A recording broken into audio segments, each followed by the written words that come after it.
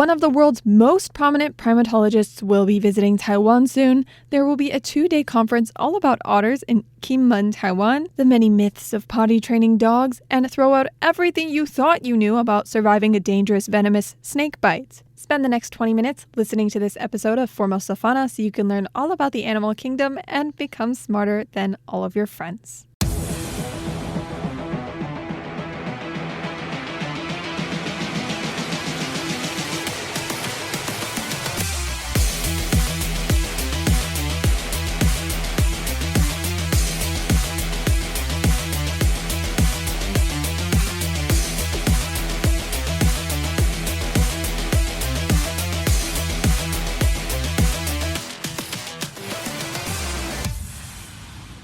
Every Friday is Formosa Fauna Friday. Hello, I'm Tristan Hildebrand, the voice of Formosa Fauna. I love animals and I love talking about them.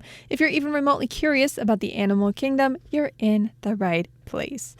In incredible, exciting news, the acclaimed primatologist Dr. Jane Goodall will be visiting Taiwan, delivering a public lecture and providing the public a rare opportunity to learn from such an esteemed conservationist.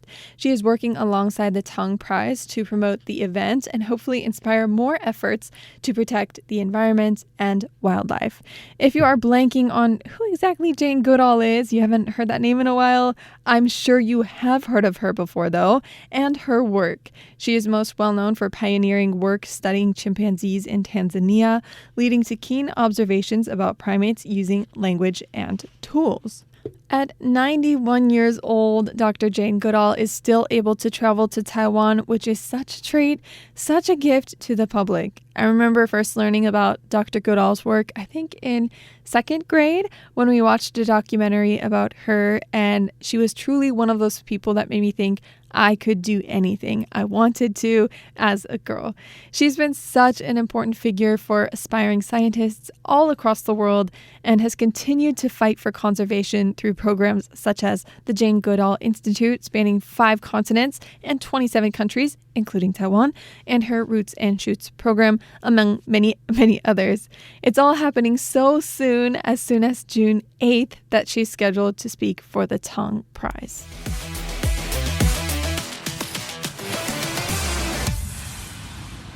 Oh no, this next news is almost just as exciting.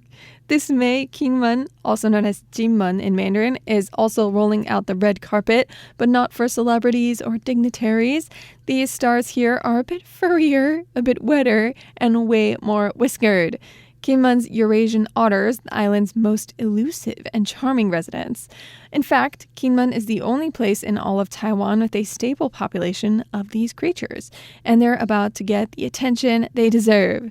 The Kinmen Wildlife Rehabilitation and Conservation Association is hosting a 2-day conference all about these otters and the efforts to keep them safe and thriving. While the conference has its academic side, the organizers want it to be open and accessible to everyone. You don't need to be an expert, just someone who cares about these otters or is curious about the species. One of the coolest parts of the event is that participants will get to go out on guided tours to see real otter habitats. Some of these spots are in communities that have taken real initiative to make their surroundings more otter-friendly. It's a chance to see firsthand what conservation looks like in action in communities and how people and wildlife can live side by side successfully. But it's not all good news, hunky-dory. Kinmen's otters face some really serious threats. The species as a whole is listed as near threatened, and as land development and water infrastructure projects expand, the dense vegetation that otters rely on to raise their young is gradually disappearing. These developments can also block the small waterways otters use to travel, cutting off their access to food and shelter. Even well-intentioned things like nighttime tours can be harmful if they disturb the animal's natural rhythms. So as soon as I heard there would be tours, as fast as my face lightened up and I was about to book myself a ticket to Kinmen, the smile also sort of disappeared. And there's another layer to the story, which is genetics. Professor Li Shouxian from National Taiwan Normal University has been studying the DNA of Kinmen's otters. His research shows that while these otters have been geographically isolated, their genetic diversity has become on par with populations in southern China and northern Eurasia, meaning that the way I understand it is they are different enough that they shouldn't be disturbed by outside populations, which would mean bringing in otters from outside to, for example, boost the population could actually do more harm than good because it would mess with their delicate balance. So whether you're a wildlife lover, a curious traveler, or someone who just has a soft spot for these adorable otters, this conference is a pretty special opportunity. It's a reminder that conservation isn't just about protecting animals, it's also about learning to live with them, understanding their needs, and finding joy in sharing our world with something wild. I have never visited Kinmen, but I'm really tempted to now. Aren't you?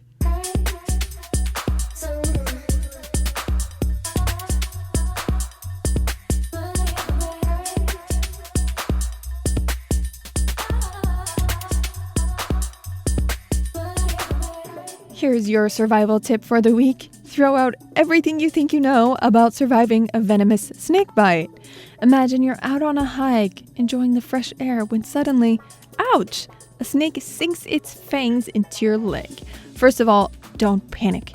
Easier said than done when you've just been bitten by a creature with hypodermic needles for teeth, but staying calm is actually very, very crucial.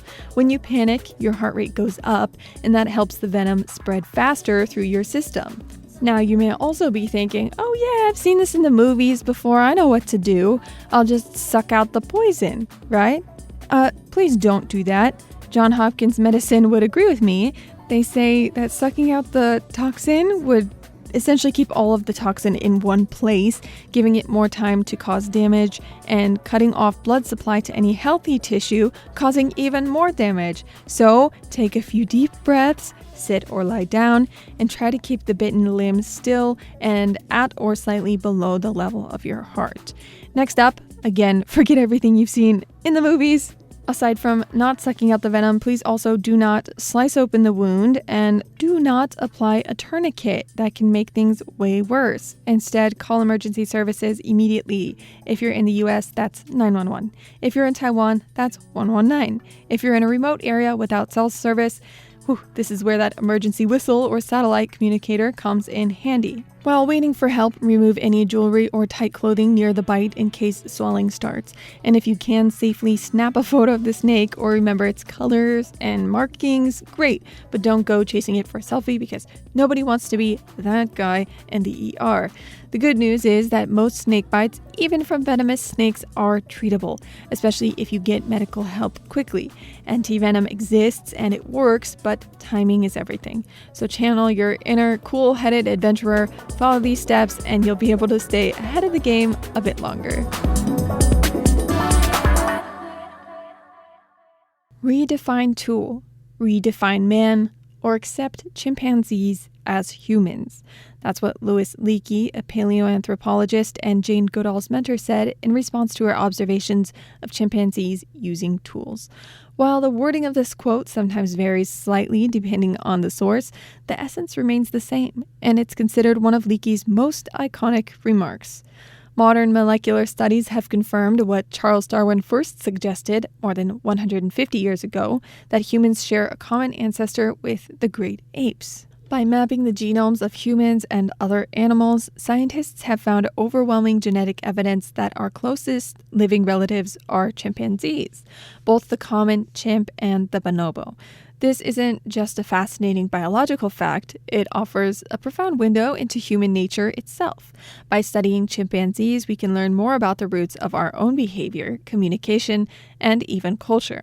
But for a long time, the idea that humans could be closely related to animals, let alone learn from them, was uncomfortable for many. Western science and society held tightly to the belief that humans were set apart from the rest of nature. We were seen as the rational, tool-making, culture-building species, superior in intelligence, morality, and purpose. Animals, in contrast, were viewed as instinct-driven and limited. This divide wasn't just philosophical, it shaped the direction of scientific research. very few scientists were willing to seriously study our similarities to other primates, especially not in the wild. The thought that an ape might think, feel, or act like a human was not just controversial, it was also considered almost heretical. That's why Jane Goodall's work was so revolutionary.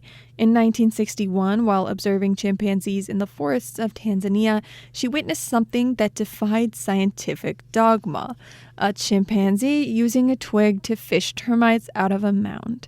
The chimp hadn't just stumbled upon this, it had repaired the twig, stripping off the leaves to make it more effective.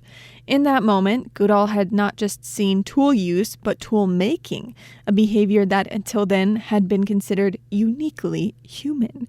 When she shared her findings with her mentor, the famed anthropologist and paleontologist Louis Leakey, his response said it all. Now we must redefine tool, redefine man, or accept chimpanzees as human. Leakey had long believed in the evolutionary connection between humans and great apes. His own work focused on finding fossil evidence of our earliest ancestors, the so-called missing links that bridged the gap between ape and human.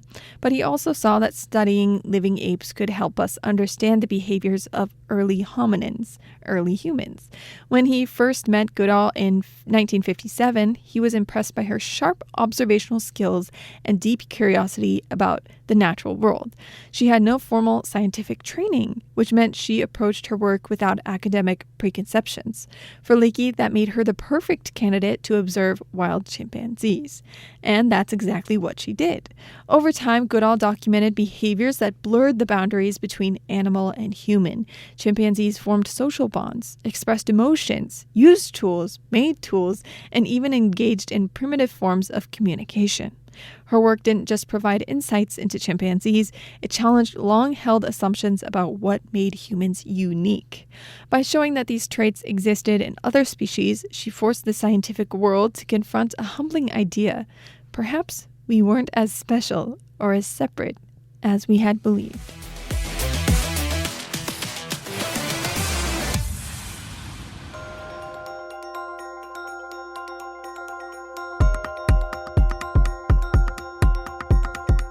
Taiwan is an island that is 70% covered by mountains, lakes, and jungle. Taiwan's early connections to the Pacific and Southeast Asia are well established and are the basis for seeing Taiwan as an ocean nation. Did you know that over 17,000 species thrive in the deep sea where no light penetrates the ocean waves? Or that there are 38,000 different kinds of microbes in just 1 liter of seawater? These were all discoveries made by the Census of Marine Life, a 10-year international effort that assessed the diversity, distribution, and abundance of marine life. Today, we're going to talk all about sunflower sea stars. First, as a bit of background as to why I picked these to talk about today, you should know that starfish are overwhelming Kaohsiung's National Park waters.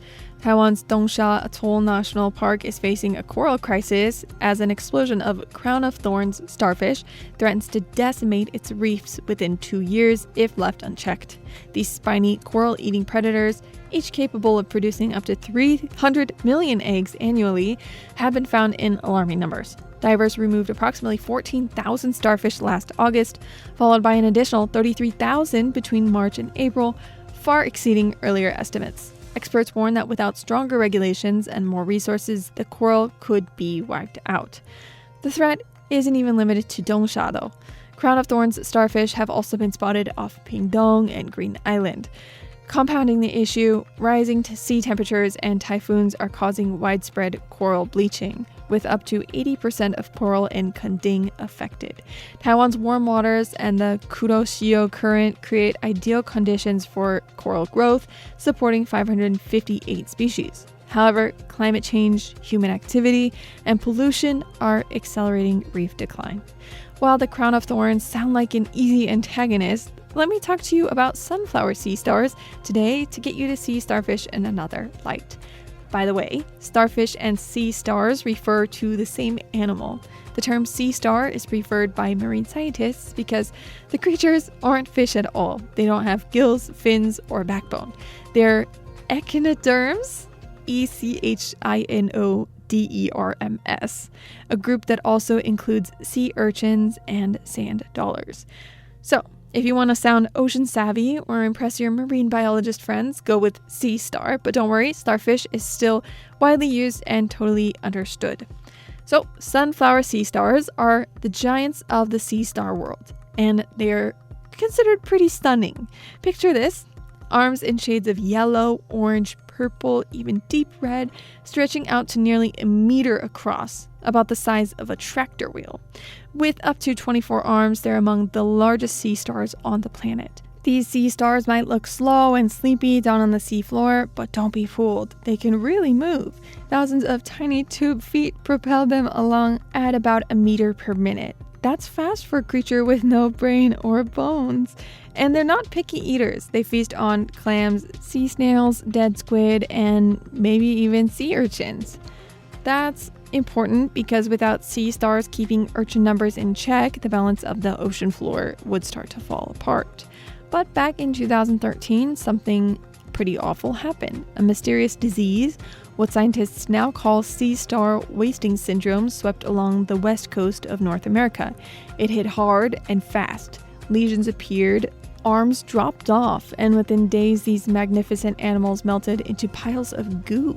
Almost 6 billion sunflower sea stars vanished. And it wasn't just a loss for them, it was a blow to entire marine ecosystems. Around the same time, kelp forests began disappearing, hit by marine heat waves and overgrazed by exploding populations of purple sea urchins. With no sea stars to keep them in check, the urchins took over and young kelp never stood a chance. To this day, no one's really sure what caused the syndrome. At first, scientists thought it was a virus. Then they found microbes that might be sucking oxygen from the water, slowly suffocating the sea stars. Climate change and warming oceans definitely aren't helping, though. Heat waves stress marine life and may be making the problem much worse. Still, there's hope shining through. Some sunflower sea stars have been spotted in cooler pockets of water, hanging on. And in 2021, scientists managed something incredible. They figured out how to breed the animals in captivity. It's a small step, but might be the beginning of a comeback.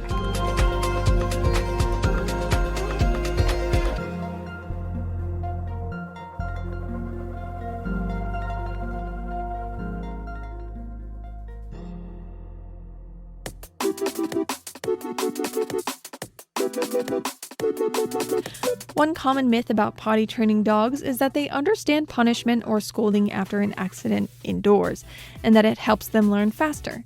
In reality, dogs don't connect a punishment given minutes or hours after the fact with the accident itself. Instead, scolding can confuse or scare your dog, making potty training more stressful and less effective. The best approach is to focus on rewarding good behavior immediately when your dog goes outside, so they clearly link going potty outdoors with positive outcomes. Another myth is that dogs can hold it for very long periods, especially as puppies. The truth is, young puppies have tiny bladders and limited control, and expecting them to wait too long only sets them up for accidents. Frequent bathroom breaks, sometimes every hour or two, are essential along with a consistent routine. Remember, patience and consistency are key, and understanding your dog's physical needs helps prevent frustration on both sides. This segment of the show will teach listeners just like you how to train dogs. Starting with the basics, tune in each episode and you'll eventually be able to do just about anything as far as training goes. I don't currently live with any dogs, but find the knowledge widely applicable as I grew up with dogs, hear people in my circle who are struggling to train their dogs, and run into stray dogs on my way home every day in Taiwan. So if you're like me and don't currently have a way to apply these methods, well, there's no telling when exactly they might come in handy.